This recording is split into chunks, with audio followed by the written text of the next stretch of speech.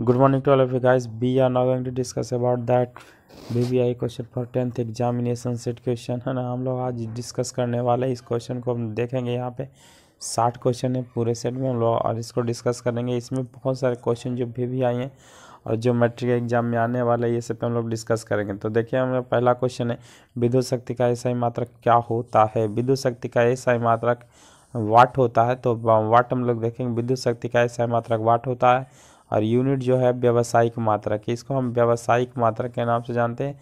Joule ऊर्जा का मात्रक है और ये आवेश जो है कूलम का मात्रक है। ठीक है, तो उसके बाद देखते हैं क्वेश्चन नंबर नेक्स्ट में है ना। क्वेश्चन नंबर नेक्स्ट है, भारत की पहली महिला लोकसभा अध्यक्ष कौन है। भारत की पहली महिला लोकसभा अध्यक्ष कौन है ना। तो ये थी मीरा कुमार है ना। भारत की पहली लोकसभा महिला अध्यक्ष मीरा कुमार। पहली बिहार की पहली महिला सीएम है ना राबड़ी देवी, लालू प्रसाद यादव की पत्नी है ना। और ये पीवी सिंधु रैकेट खिलाड़ी हैं। और सुचेता कृपलानी पहली भारत की ये पहली महिला रही हैं, लेकिन अदर स्टेट की रही है। यहाँ पर हम लोग देखेंगे। उसके बाद क्वेश्चन नंबर 3 पे आते हैं। लाइम वाटर में CO2 प्रवाहित करने पर उसका रंग कैसा हो जाता है। तो आपको याद रखना है, लाइम वाटर में CO2 प्रवाहित करने पर इसका रंग दूधिया हो जाता है। इसका रंग कैसा हो जाएगा, दूधिया हो जाएगा। उसके बाद आते हैं नेक्स्ट क्वेश्चन में, भूकंप मापी यंत्र। भूकंप मापी यंत्र दो प्रकार के होते हैं है ना, जिसमें एक को बोलते हैं रिक्टर स्केल और दूसरा है मर्केली स्केल। तो रिक्टर स्केल का पैमाने 0 से लेकर 9 तक होता है। मर्केली का 1 से 12 तक होता है। तो भूकंप मापी का मतलब अगर कहेगा तो ज़्यादातर कॉमनली यूज किया जाता है रिक्टर स्केल। तो इसलिए आपको मानना है 0 से 9 है ना। तो आप मारिएगा 0 से 9, ये रिक्टर स्केल के लिए है ना, ये रिक्टर स्केल के लिए। और मर्केली के लिए ये 1 से 12 है ना, मर्केली स्केल के लिए है ना। उसके बाद आते हैं क्वेश्चन नंबर नेक्स्ट में, क्वेश्चन नंबर 5 में बोला है, क्रस्ट एवं मेंटल के बीच की रेखा को क्या कहा जाता है। क्रस्ट एवं है ना, जिसे हम लोग अर्थ पढ़े होंगे आप लोग। अर्थ का तो सबसे बीच में कोर होता है, उसके बाद मेंटल होता है, उसके बाद का एरिया जो होता है क्रस्ट। तो ये क्रस्ट है और ये मेंटल है। क्रस्ट और मेंटल के बीच का जो ये वाला लाइन है, इसको क्या कहा जाता है, मोह असंबद्धता कहा जाता है ना। और ये वाली जो लाइन है इसको बोलते हैं गुटेनबर्ग वाई चार्ट। तो बोला है क्रस्ट और मेंटल के बीच का लाइन कौन है, तो इस जो रेखा इसको बांटती है, इस डिवाइडर लाइन को बोलते हैं मोह असंबद्धता। तो आपका हो जाएगा ऑप्शन नंबर ए हो जाएगा। उसके बाद रेड इक्विलिब्रियम, भारत और पाकिस्तान को अलग करने वाली रेखा को है ना, उसको बोलते हैं रेड क्लिफ लाइन बोलते हैं। और इंडिया को अगर चाइना से अलग करता है तो उसको बोलते हैं मैकमोहन लाइन है ना। उसके बाद आते हैं क्वेश्चन नंबर नेक्स्ट पर है ना। देखिए मोम क्या है। मोम एक प्रकार का अल्केन है। मोम एक प्रकार का अल्केन है। इसका रासायनिक सूत्र होता है CnH2n+2 होता है ना। और ये दो प्रकार के होते हैं, एक नेचुरल, ये दो प्रकार के होते हैं। एक नेचुरल मोम जो मधुमक्खियों द्वारा बनाया जाता है, एक आर्टिफिशियल मोम होता है जो कंपनियों में जनरेट किया जाता है ना। तो ये सब याद रखिएगा। उसके बाद को आते हैं क्वेश्चन नंबर 7 में। क्वेश्चन नंबर 7 देखिए इसमें क्वेश्चन नंबर 7 है ना, लेकिन टाइप हो गया 6। समान दूरी पर बीज बुआई की प्रक्रिया को क्या कहा जाता है। समान दूरी पर, जैसे पहला सीड का पहला पौधा का बीज यहाँ, फिर यहाँ, फिर यहाँ, फिर यहाँ, फिर ऐसा यहाँ। देखिए समान दूरी पर है। समान दूरी पर पौधा लगाने की प्रक्रिया को इसको बोलते छीर विधि है ना, इसको बोलते छीर विधि। तो इस विधि से बुआई की प्रक्रिया को क्या बोलते हैं, छीर विधि प्रक्रिया। और है ना, जो जिन अनाज को छीट करके लाएगा, छिटक करके, जैसे बहुत छोटे छोटे दाने वाला मसूर हो गया, सरसों हो गया, ये सब को छिटक करके लगाया जाता है, इसको बोलते हैं छिटक विधि। और है ना, और उसके बाद कुछ जैसे मक्का वगैरह हो गया, इसको टपका करके लगाया जाता है ना। एक दाना लगाएं, गिराएं, फिर गिराएंगे, फिर गिराएंगे, फिर गिराएंगे और आगे बढ़ते जाएंगे। तो इस प्रकार की विधि को टपक विधि के अंतर्गत रखा जाएगा। लेकिन यहाँ पे सही आंसर ऑप्शन ए होगा। ठीक है, उसके बाद आते हैं क्वेश्चन नंबर नेक्स्ट में, किसान का मित्र किसे कहा जाता है। भेरीजिए, किसान का मित्र केचुआ को कहा जाता है। केचुआ को किसान का मित्र कहा जाता है ना। और बकरी का ये सब पशुपालन में आता है, बकरी वगैरह ये सब को पशुपालन में आता है। सांप जहरीला विषैला होता है, तो ये सब पशुपालन में आते हैं। ये भी किसान के एक प्रकार से मित्र ही हैं, चूहा से बचाते हैं हमारे फसलों को। तो इसलिए नहीं भी किसान का मित्र कहा जाता है, लेकिन है ना, पहले केचुआ को। ठीक है, उसके बाद आते हैं FCI का कार्य क्या है? FCI food corporation of India है, फूड कॉरपोरेशन ऑफ इंडिया है। यानी FCI का काम होता है कि इसके पास बड़े बड़े गोदाम होते हैं और ये गवर्नमेंट का जो अनाज भंडारण की प्रक्रिया है, जब किसी वर्ष अगर अनाज में कमी आ जाए, अनाज की कमी उत्पादन में हो जाए, तो उस समय जो है ये भंडारण की क्रिया काम में आती है और इसके द्वारा एक्सपोर्ट भी किया जाता है। अगर इसके भंडारण में कमी हो जाए तो इंपोर्ट भी किया जाता है ना। तो यहाँ पे हो जाएगा FCI किसके लिए? अनाज भंडारण के लिए काम करती है, अनाज भंडारण का कार्य करती है ना। उसके बाद वैसे इलाके में जहाँ पे जैसे पैक्स वगैरह का जो अनाज जाता है, तो यहाँ पर ये भेजने का भी काम करती है। और जन वितरण प्रणाली है ना, जिसको बोलते हैं PDS, पब्लिक डिस्ट्रीब्यूशन सिस्टम, ये सब में भी अनाज भेजने का काम FCI करती है ना। उसके बाद क्वेश्चन नंबर नेक्स्ट में आते हैं, स्किन फाइबर का उदाहरण कौन है? फ्लैक्स जो एक प्रकार का नारियल का जो छाल होता है उससे बनाया जाता है, नारियल के छाल को फ्लैक्स बोलते हैं। तो ये प्रकार का स्किन फाइबर है। जूट स्किन फाइबर है। हेम्प भी पौधा से निकाला जाता है स्किन फाइबर। लेकिन सिल्क जो है एनिमल फाइबर, ये एनिमल फाइबर। तो इनमें से स्किन फाइबर कौन नहीं है? तो आपका आ जाएगा सिल्क, ऑप्शन डी मारिए। उसके बाद आते हैं क्वेश्चन नंबर नेक्स्ट में, बोला इनमें से कौन प्रबल अम्ल है? प्रबल जो 0 के करीब है, यानी वैसा अम्ल जिसका pH मान 0 के करीब हो उसको प्रबल अम्ल माना जाता है। तो 0 के करीब कौन है? ऑप्शन डी, इसको प्रबल अम्ल माना जाएगा। फिजिक्स की उत्पत्ति कहाँ से हुई? फिजिक्स की उत्पत्ति है ना, अगर हम लैटिन वर्ड से माने तो फिजिक्स की उत्पत्ति फ्यूसिस से हुई, लेकिन अगर संस्कृत वर्ड से माने तो फिजिक्स की उत्पत्ति भौतिकी से हुई, है ना। ये संस्कृत वर्ड है। अगर बोल देगा फिजिक्स की उत्पत्ति किस संस्कृत वर्ड से हुई है, तो हम मानेंगे भौतिकी, लेकिन फिजिक्स की उत्पत्ति सर्वप्रथम हुई है फ्यूसिस से, तो आपको मन लगाना पड़ेगा। यही आता है क्वेश्चन नंबर नेक्स्ट में, है ना। उसके बाद देखिए बोल रहा है 13 में, विद्युत बल्ब का तंतु किसका बना होता है? विद्युत बल्ब का तंतु टंगस्टन का बना होता है और टंगस्टन का संकेत W होता है। तो आप मारिए बी, ऑप्शन बी। ये आपका सोना है जिसको बोलते हैं औरम, AURUM, औरम है, इसको गोल्ड बोलते हैं, इधर गोल्ड सोना बोलते हैं। ये अर्जेंटम है जिसको चांदी बोलते हैं, सिल्वर, ये आपका सिल्वर है। और ये जेनॉन है, ये अक्रिय गैस है, इसको बोलते हैं जेनॉन, ठीक है। तो ये सारा जो है ना, तो ये सब अगर आपको याद रखना पड़ेगा, ऑप्शन बी इसका सही आंसर है। और उसके बाद है कि विद्युत हीटर के कैबिनेट बने होते हैं, तो विद्युत हीटर के कैबिनेट नाइक्रोम के नहीं बने होते। विद्युत हीटर का जो तार होता है ना, वो नाइक्रोम का बना होता है, सीमेंट का भी नहीं, एल्युमिनियम का भी नहीं, इनमें से कोई नहीं, वो बने होते हैं चीनी मिट्टी के, है ना। विद्युत हीटर का ये बना होता है चीनी मिट्टी का, जिसमें तार फिक्स होते, जिसमें तार का बेसमेंट होता है, उसको हम लोग विद्युत हीटर का कैबिनेट बोलते हैं। वो चीनी मिट्टी का बना होता है ना। तो नन ऑफ दीजिए मार दीजिए, है ना। उसके बाद चलते हैं क्वेश्चन नंबर नेक्स्ट में, है ना। क्वेश्चन नंबर नेक्स्ट में आएंगे 15 नंबर, हाइड्रोजन समूह में नहीं होते हैं। हाइड्रोजन समूह बताए थे, फिर कल बारिश आएगी आंटी, है ना। हाइड्रोजन समूह में फिर कल बारिश आएगी आंटी। तो यानी क्या ना, फ्लोरीन, क्लोरीन, ब्रोमीन और आयोडीन, ये 4, फ्लोरीन, क्लोरीन, ब्रोमीन, ये आयोडीन नहीं है, इंडियम है, दैट इज द इंडियम। ये आपका आयोडीन नहीं है, ये इंडियम है। तो इंडियम इसके अंतर्गत नहीं आ रहा है, तो आपका हाइड्रोजन समूह में शामिल नहीं होगा। हीरा का भार मापा जाता है, हीरा का भार कैरेट में मापा जाता है और 1 कैरेट बराबर लगभग 2.82 ग्राम होते हैं, ठीक है। तो यहाँ पर ध्यान दीजिएगा, कैरेट में मापा जाता है, ग्राम है ना, तो ग्राम में मेजरमेंट होता है, लेकिन पहले कैरेट में मापते हैं। मोल में भी ये आपका ये द्रव्यमान को मोल में पदार्थ की मात्रा को मापा जाता है। और ये है आपका FPS प्रणाली का पाउंड, जिसमें द्रव्यमान को FPS में मापा जाता है, ये पाउंड में FPS में आता है, फुट पाउंड सेकेंड, है ना, फुट पाउंड सेकेंड। तो ये प्रणाली है ब्रिटेन की, और ये ग्राम तो है ना इंडिया में मापा जाता है इससे। क्वेश्चन नंबर नेक्स्ट में आते हैं। क्वेश्चन, लोहा का परमाणु संख्या होता है, लोहा का परमाणु संख्या 26 होता है, लोहा का परमाणु संख्या 26 होगा, लोहा का परमाणु संख्या 26। ये आपका K का है, पोटेशियम बोलते हैं, ये आपका सोडियम कैल्शियम का है 20, है ना।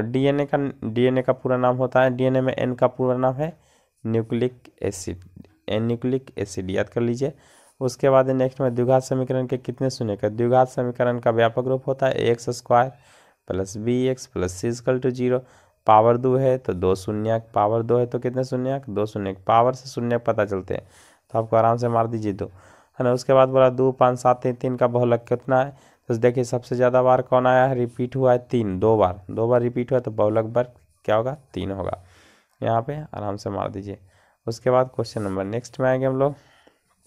क्वेश्चन नंबर नेक्स्ट का रहा है बिंदु इतना और इतना के बीच की दूरी क्या होगी। बिंदु इतना और इतना के बीच की दूरी का फॉर्मूला था अंडर रूट -1 का माइनस प्लस 5 का होल स्क्वायर और प्लस 3 -7 का होल स्क्वायर। तो 4 का स्क्वायर 16 और यहाँ पे बचेगा 4 का स्क्वायर 16, 16 16 32, 32 को लिख सकते हैं 16 गुने 2 और यहाँ हो जाएगा 4√2 यूनिट। 4√2 ऑप्शन ए मारिए या ऑप्शन बी मारिए, दोनों मिल रहा है ना, तो दोनों मार सकते हैं यहाँ पे, है ना। तो ये आपका आंसर हो जाएगा, तो दोनों में से कोई भी मार दीजिए, है ना, दोनों ही सही है ना। तो निम्न में से कौन परिमेय संख्या, परिमेय संख्या यानी पाई का परिमेय, ये आपका अपरिमेय संख्या, √7 बाहर नहीं निकलेगा रूट से, अपरिमेय संख्या ये भी नहीं निकलेंगे, अपरिमेय संख्या बचा कौन, ये √16 का 4 निकलेगा, 25 का 5 निकलेगा, इसका मतलब ये परिमेय संख्या होगा। इसके बाद क्वेश्चन नंबर नेक्स्ट में आते हैं। एक सिक्का को उछालने पर एक चीत आने की प्रायिकता होगी। एक सिक्का को उछाला जा रहा है, एक सिक्का को उछालेंगे, नंबर ऑफ सैंपल स्पेस तो हो जाएंगे यहाँ पे 2, एक हेड और एक टेल, तो अरे चीत आना चाहिए यानी हेड होने की प्रायिकता 1, तो प्रोबेबिलिटी बराबर क्या होगा, हेड 1 का टोटल 2 है, 1/2 यानी 1/2 ऑप्शन में है, तो आप मार दो। यहाँ पे सबसे छोटी अभाज्य संख्या है ना, तो सबसे छोटी अभाज्य संख्या 2 होगी, है ना, जो 1 से और अपने आप के अलावा किसी और संख्या से कटती है, तो सबसे छोटी कौन होगी, तो यहाँ पर 2 हो जाएगी आपका। उसके बाद देखिए 1 + tan स्क्वायर थीटा है, यहाँ पे ये tan है ना, तो जहाँ जहाँ ये दिया हुआ यहाँ पे स्क्वायर है, तो 1 + tan स्क्वायर थीटा बराबर, अलग पर फार्मूला पढ़ें, sec square theta minus tan square theta equal to 1, तो हो जाएगा सेक स्क्वायर थीटा बराबर माइनस है उधर जाके 1 + tan स्क्वायर थीटा, तो सेक 1 + tan स्क्वायर थीटा किसका हुआ, सेक स्क्वायर का, तो आप आराम से मारिए ऑप्शन ए में सेक स्क्वायर थीटा। उसके बाद देखिए नेक्स्ट में, उसके बाद बोला है एक घन सेंटीमीटर आयतन दिया हुआ 2744, तो आयतन का पावर 3 होता है ना, तो अंडर रूट है ना 27 4 4, ये घनमूल है, पावर 3 यहाँ पे है ना, इसको निकालेंगे तो निकलेगा 14 × 14 × 14, 3 को मेरे को बाहर, तो 14 आ जाएगा। और कितना वर्ग सेंटीमीटर होता है, वक्र पृष्ठ का क्षेत्रफल 6 गुने भुजा स्क्वायर होता है, 6 × 14 का स्क्वायर 196, यानी 600 से ज़्यादा आएगा, 6 × 36, 6 लास्ट में आएगा, 6 लास्ट में आएगा और 600 से ज़्यादा आएगा, यानी ये वाला तो हो नहीं सकता, है ना, और 6 लास्ट में और किसी में आ नहीं रहा है, 6 × 36 आएगा इकाई अंक, तो ऑप्शन डी मार दो, है ना यहाँ पे। उसके बाद देखिए ध्यान दें, है ना, यहाँ पे ऑप्शन डी मार देना, ये डी है सेक स्क्वायर थीटा, है ना। उसके बाद आते हैं क्वेश्चन नंबर नेक्स्ट में, है ना। उसके बाद बोला है कि सतह प्रथम 10 समप्राकृत संख्याओं का माध्य क्या होगा, माध्य माने मीडियन, है ना, एवरेज बोल सकते हो। समप्राकृत संख्या 10 वो आप लिख लीजिए पहले, है ना, तो आपका हो जाएगा 2 4 6 8 10 12 20 तक हो जाएगा, ठीक है। अब इसका सम कीजिएगा, है ना, तो इसका सम करने पे आपका आएगा 100, टोटल 10 संख्या है, तो 10 दहें का 100, तो मीडियन इसका कितना हो जाएगा आपका डी, ऑप्शन डी मानिए। त्वरण खींचने के लिए हम किस नियम का प्रयोग करते हैं, समावेशिक और अपवर्जी, क्या लेना पड़ेगा वर्गांतराल, तो दोनों में से हम त्वरण खींच सकते हैं, इसमें कोई प्रॉब्लम नहीं है। त्वरण भी 2 प्रकार के होते हैं, है ना, से कम प्रकार से अधिक प्रकार का। 4/24 अपराह्न पर घंटे की सुई दोपहर के बाद कितने डिग्री घूम जाएगी, है ना, तो 4/24 अपराह्न पर 1 घंटे में सुई, 1 घंटे में जो सुई है, घंटे वाली सुई 30 मिनट 30 डिग्री घूम जाती है, तो 4 बजे 4 पर जाने के लिए और 4 घंटा घूमी होगी, तो 30 × 20 से 120 डिग्री तो हो गया, है ना। और उसके बाद अब 1 मिनट में ये वाली सुई जो 6 डिग्री घूम जाती है, मिनट वाली सुई 1 मिनट में 6 डिग्री, तो 24 मिनट 24 × 144, है ना। अब ये घंटा में घंटा से बदलें, तो इसमें घंटा में बदलने के लिए बराबर है 44 से, यानी ये 12 डिग्री और घूमेगी, तो इधर से 120 है 12, 120 12 132, यानी ऑप्शन डी मार दीजिए। है ना। बोला सरल रेखाएं x का पावर -2 y का पावर -2 x का पावर -2 y का पावर y बराबर +3, यानी ऑप्शन ए में मिल रहा है। ऑप्शन ए मारिए। क्वेश्चन नंबर नेक्स्ट में आते हैं। इनमें से कौन प्रबल अम्ल है? प्रबल अम्ल सबसे न्यूनतम जो 0 के करीब है प्रबल। फिजिक्स फ्यूसिस से, है ना। थोड़ा सा रिपीट हो गया, है ना, प्रॉब्लम नहीं लेना, है ना। उसके बाद देखिए विद्युत बल्ब का तंतु टंगस्टन का बना, विद्युत हीटर नाइक्रोम ये सब नहीं, चीनी मिट्टी का बना, और नॉन ऑफ दीज मानना पड़ेगा, है ना। उसके बाद देखिए यहाँ पे, है ना, हाइड्रोजन समूह में नहीं होते हैं, इंडियम नहीं है, हीरा कैरेट में मापा जाएगा, है ना। उसके बाद लोहा का परमाणु संख्या कितना बताए थे? 26, DNA में N, न्यूक्लिक एसिड, है ना। नेक्स्ट में आते हैं। नेक्स्ट में बोल रहा है ओजोन परत की सबसे पहले छिद्र किसने दे देखा? तो ओजोन परत में सबसे पहले छिद्र देखा जोसेफ फारमैन ने, है ना। जोसेफ फारमैन ने अंटार्कटिका के ऊपर पहली बार छिद्र देखा था, है ना। तो ये फारमैन, फट गया ओजोन, तो ये हो गया, मैंने ओजोन लेयर फट गया तो फारमैन ने देखा, है ना। तो इसे पूछने चंद्रशेखर ने। शराब बनाने में प्रयुक्त होता है, शराब बनाने में किसका प्रयुक्त करेंगे हम लोग? तो किनवन है, किनवन में प्रयुक्त होता है ईस्ट, इसको बोलते खमीर, ईस्ट को क्या बोल सकते हैं? ये खमीर भी बोलते हैं इसको। निषेचन की प्रक्रिया जो यहाँ पे लिखा हुआ निषेचन, ये होता है, इसको बोलते हैं जाइगोट फॉर्म। जाइगोट फॉर्म में क्या होता है? Male gamete plus female gamete, है ना। ये होता है योनि में, फाइलोपियन नलिका में, सॉरी फाइलोपियन नलिका में होता है ना। तो ये आपका जाइगोट है। उसके बाद पाश्चुराइजेशन की प्रक्रिया में, हाँ, पाश्चुराइजेशन की प्रक्रिया से हम लोग दूध या डेयरी फॉर्म में ये सब किया जाता है। पाश्चुराइजेशन में 2 प्रक्रिया होता है, हाई टेम्परेचर शॉर्ट टाइम और लो टेम्परेचर लॉन्ग टाइम, ये 2 प्रक्रिया है। लो टेम्परेचर से गर्मी वाले जो जीवाणु वो मर जाते हैं, और हाई टेम्परेचर से ठंडे वाले जीवाणु हैं वो मर जाते हैं। दोनों एक दूसरे के अपोजिट में होने के कारण एक दूसरे को मार देते हैं, और दूध हमारा पाश्चुराइज हो जाता है, उसको फिर पैक कर दिया जाता है और ठंडा ठंडा घर पहुंचा दिया जाता है। तो ये सारी जो प्रक्रिया पाश्चुराइजेशन लुई पाश्चर ने बताया। उसके बाद निषेचन तो बता दिए, है ना। उसके बाद देखते हैं क्वेश्चन नंबर नेक्स्ट। तो यहाँ पे आपका हो जाएगा आंसर, है ना। शराब बनाने में किनवन, और ओजोन परत का जोसेफ फारमैन ने देखा। क्वेश्चन नंबर नेक्स्ट में आता है। आवेश का एसआई मात्रक क्या होता है? आवेश का एसआई मात्रक आप लोग सब जानते हैं, है ना, कूलम होता है। विद्युत धारा का एम्पियर होता है, इलेक्ट्रिसिटी का एम्पियर होता है, वाट होता है पावर का, शक्ति का, और याद रखिएगा मैंने 1 HP बराबर 746 वाट, है ना। ये भी है हॉर्स पावर, ये बहुत ही इंपॉर्टेंट है। 1 HP बराबर 746 वाट होता है, ठीक है।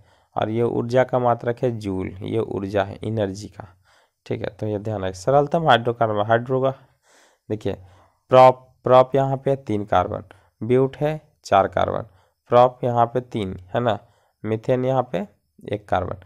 तो जिसमें कार्बन की मात्रा सबसे कम हो वो सबसे सरल होगा। तो कार्बन की मात्रा मीथेन में 1 ही है, इसका मतलब क्या होगा? ऑप्शन डी, ठीक है। और उसके बाद 43 में पवन चक्की में न्यूनतम हवा की गति कितनी होनी चाहिए?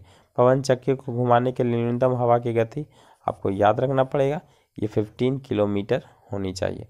विद्युत फ्यूज की परिपथ में क्या लगाया जाता है? विद्युत परिपथ में कहाँ लगाया जाता है? तो विद्युत परिपथ को, है ना, परिपथ को श्रेणी क्रम में लगाया जाता है, और उपकरण से पहले, ये ध्यान रखिएगा, उपकरण के पूर्व अटैच करना पड़ेगा अगर आपको उपकरण बचा के रखना है, क्योंकि उपकरण की सुरक्षा के लिए विद्युत फ्यूज मिश्र धातु का बना होता है, ध्यान रखिएगा ना। उसके बाद आते क्वेश्चन नंबर अगला, है ना। बोला प्रकाश वर्ष मात्रक है, तो प्रकाश वर्ष जो है लंबाई का मात्रक है, दूरी का मात्रक है, बड़ा मात्रक है। तो प्रकाश वर्ष दूरी का मात्रक है, दूरी बोले तो लंबाई का मात्रक है। तो यहाँ पर लंबाई सबसे बड़ा पारसेक, लंबाई का सबसे बड़ा मात्रक पारसेक अराउंड 2.6 लाइट ईयर, यानी करने के 1 पारसेक बराबर कर सकते हैं कि 3.26 प्रकाश वर्ष होता है। आयतन से वॉल्यूम मापते हैं, इसका मात्रक होता है आयतन का घन मीटर, क्षेत्रफल का मात्रक होता है मीटर स्क्वायर, या है ना, या सेंटीमीटर का, पदार्थ की मात्रा का मोल, ध्यान दीजिएगा।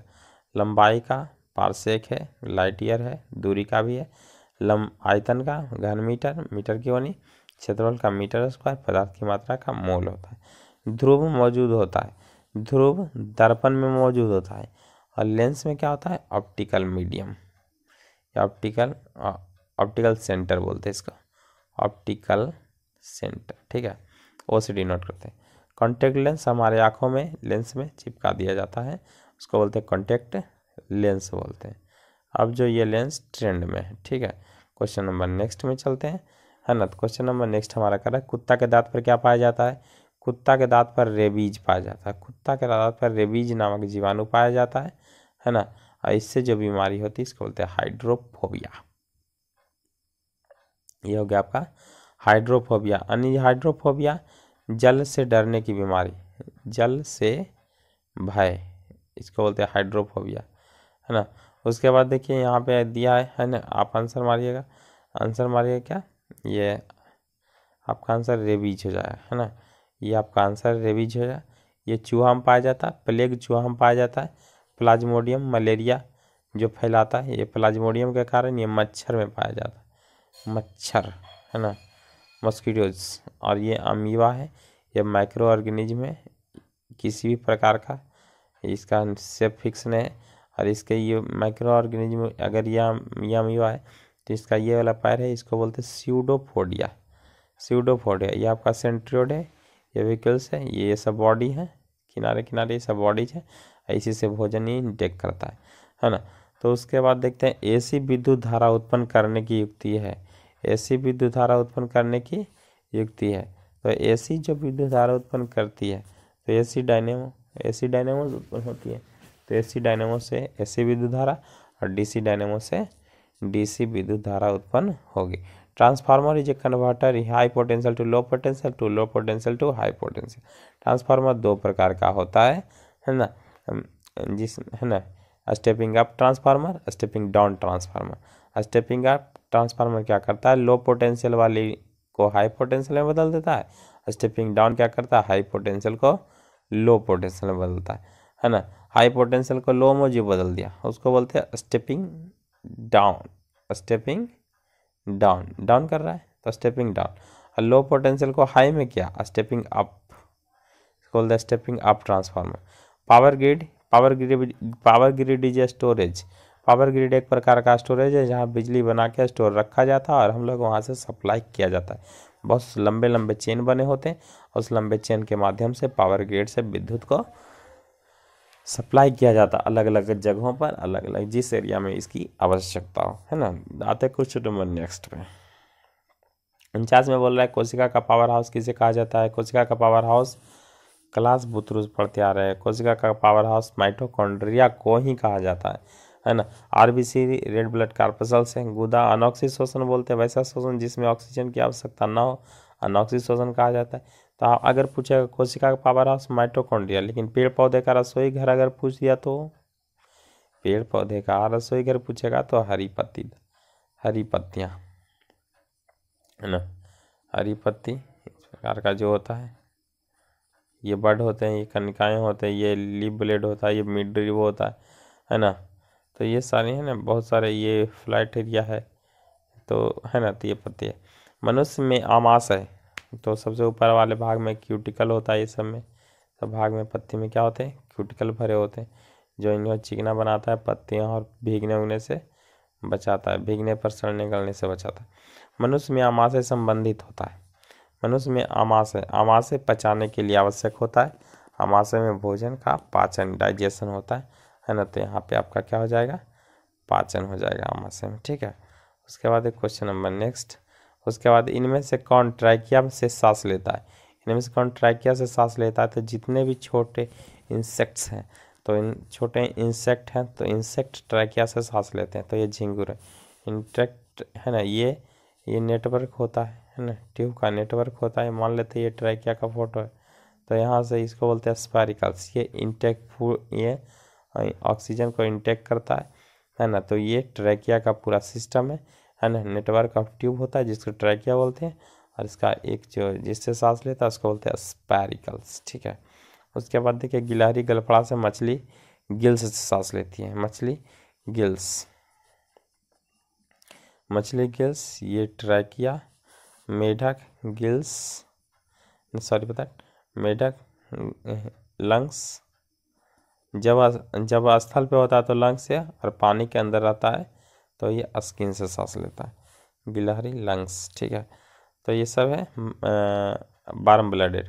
गिलहरी वार्म ब्लडेड है, जबकि मछली cold blooded animal. Cold blooded का मतलब होता है वैसा एनिमल जिसके ब्लड का टेम्परेचर गर्मियों में बदलता है और ठंडी में बदल सकता है, कोल्ड ब्लडेड बोलते हैं। जिसका टेम्परेचर नहीं बदलता उसको वार्म ब्लडेड बोलते हैं। जैसे गिलहरी, मेढक है ना, ये सब वार्म ब्लडेड है। मानव, एबीज, जितने भी पक्षी हैं सारे के वार्म ब्लडेड है। पादप प्लस जंतु का अध्ययन कहा जाता है। पादप प्लस जंतु, जिसमें पादप और जंतु दोनों का अध्ययन किया जाता है, उसको हम समग्र रूप से एक ही बार में हम बोलते हैं बायोलॉजी पढ़ रहे हैं, है ना। तो इसमें बायोलॉजी में जीव माने जीव विज्ञान। जीव का मतलब होता है जीव माने दोनों, पादप प्लस जंतु। पादप और जंतु दोनों के बारे में अगर पढ़ना हो तो हम बायोलॉजी का स्टडी करते हैं। एस्ट्रोलॉजी, एस्ट्रोनॉमी में थोड़ा सा अंतर होता है। एस्ट्रोलॉजी माने भविष्यवेता। भविष्यवेता के बारे में जिसके बारे में पढ़ता है उसको बोलते हैं एस्ट्रोलॉजी। एस्ट्रोनॉमी का मतलब होता है भी, है ना। तो एस्ट्रोनॉमी का मतलब होता है जिसमें हम लोग खगोल के बारे में पढ़ते हैं, खगोल शास्त्र के बारे में। बॉटनी माने वनस्पति विज्ञान, जूलॉजी माने जीव विज्ञान। चलते हैं नेक्स्ट में, है ना। उसके बाद देखते हैं यहाँ पे विद्युत शक्ति का व्यावसायिक मात्रक क्या है। विद्युत शक्ति का मात्रक तो वाट होता है, लेकिन बोला व्यावसायिक मात्रक, तो व्यावसायिक मात्रक जिससे हम लोग बिजली बिल भरते हैं तो एज ए यूनिट। ओम प्रतिरोध का मात्रक है, ओम प्रतिरोध का मात्रक है ना। और वाट पावर का मात्रक है, शक्ति, लेकिन व्यावसायिक नहीं, नॉर्मल है। एसआई मात्रक बोल सकते हैं, ये एसआई मात्रक है शक्ति का। यानी इनमें से कौन स्त्री हार्मोन नहीं, क्रोमोसोम होगा यहाँ पे, है ना। CHROMOSOME क्रोमोसोम, है ना। तो इनमें से कौन स्त्री का हार्मोन है। स्त्री हार्मोन ये होता है 23:2, यानी टोटल 46 को होते हैं। 46 को होते हैं, 23 जोड़ी होते हैं, और ये होते हैं मेल में, होते हैं मेल क्रोमोसोम। अगर मेल है ना, पुरुष का क्रोमोसोम बोलेंगे, इसको बोलते हैं मेल क्रोमोसोम। ये है फीमेल क्रोमोसोम, है ना। ये फीमेल में 23 जोड़ी होती थी, 46 को, और ये मेल में 22 गुना 2 प्लस 1 होता है, सॉरी 1 जोड़ी है 44, और 2 जोड़ी XY इतना ही होता है, XY इतना। बाकी मेल में भी ये X ही होता है, ठीक है। मेल हो या फीमेल 22 जोड़ी सेम रहता है, खाली 23वां जोड़ा जो होता है फीमेल का XX ही रह जाता है, और मेल का XY हो जाता है, ठीक है।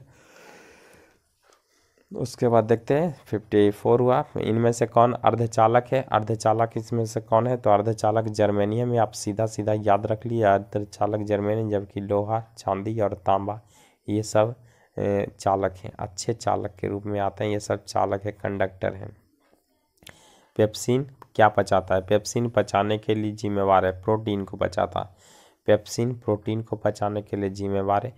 उसके बाद यहाँ नवीकरणीय स्रोत, वैसा स्रोत जो कभी झरता नहीं उसको बोलते हैं नवीकरणीय स्रोत। और इसमें देखिए सूर्य का प्रकाश झरेगा नहीं, चंद्रमा का प्रकाश झरेगा नहीं, तारा अपना खुद प्रकाश एग्जेट करता है, झरने वाला नहीं। इसका मतलब अनवीकरणीय स्रोत इसमें कोई नहीं, यानी नन ऑफ दीज है तो मार दीजिए। हेमाटाइट किसका आयक है। हेमाटाइट लोहा का है, इसके टाइट वाइट राइट लगा हो रहा है तो ये लोहा है ना। अल्युमिनियम का बॉक्साइट, BAUXIT, ये अल्युमिनियम का बॉक्साइट होता है। ये औरम है, औरम माने सोना होता है, गोल्ड बोलते हैं, है ना। और कॉपर माने तांबा होता है, COPPER, कॉपर माने तांबा होता है ना। और इसके बाद आते हैं नेक्स्ट में, है ना। रानीगंज अवस्थित है। रानीगंज जहाँ कोयला निकाला जाता है ये कलकत्ता में अवस्थित है, तो ऑप्शन नंबर ए मार दीजिए। बिहार में है ना झरिया और बोकारो जो है ना, ये झारखंड का इलाका है जहाँ पे कोयला निकलता है। उसके बाद 3 ओम, है ना। अगला क्वेश्चन है 3 ओम के 2 प्रतिरोध। 3 ओम के 2 प्रतिरोध को समांतर क्रम में जोड़ दिया जाए। 3 ओम का 2 प्रतिरोध है, समांतर क्रम में इस प्रकार से जोड़ा गया। उसके बाद 3/2 ओम का यहाँ जोड़ा गया। 3 ओम ये हो गया 1.5 ओम, और फिर 3/2 का मतलब 1.5 ही होता है, जोड़ दीजिए 1.5 ओम फिर 3 ओम, यानी टोटल 3 ओम का रेसिस्टेंस उत्पन्न करेगा। ऑप्शन नंबर बी आराम से मारिए, है ना। 3 ओम 3 ओम 1.5 ओम और 3 ओम 3/2 मानी 1.5 ओम 1.5 ओम 1.5 ओम कितना ओम 3 ओम का रेसिस्टेंस उत्पन्न करेगा। जब 3 ओम के 2 प्रतिरोध को समांतर क्रम में और फिर उससे एक प्रतिरोध जो श्रेणी क्रम में जोड़ा जाए तो 3 ओम का प्रतिरोध जनरेट करेगा, है ना। तो ये थे आपके 60 क्वेश्चन, है ना। उसके बाद स्टेट एग्जाम बिफोर एग्जाम शुरू होने वाला है 15 जनवरी से रजिस्ट्रेशन प्रारंभ है ना। और जिसको ये समय करना एग्जाम बिफोर एग्जाम नहीं, बोर्ड एग्जाम से पहले एग्जाम लिया जाएगा, है ना। बोर्ड के समकक्ष एग्जाम लिया जाएगा और सबको ट्रायल चेक किया जाएगा कि एग्जाम में कितना आने वाला है ना, और आपको कितना और भी मेहनत करना पड़ सकता है ना। तो ये 15 जनवरी से शुरू होने वाला है ताकि 2021 के एग्ज़ाम में अधिक से अधिक रिजल्ट लाया जा सके, है ना। और इस बार जो मिशन है उसको पूरा किया जा सके, टारगेट को पूरा किया जा सके। अधिक जानकारी के लिए, है ना, आप डायल कर सकते हैं 7761919833 पर, है ना। बाकी के लिए स्टेट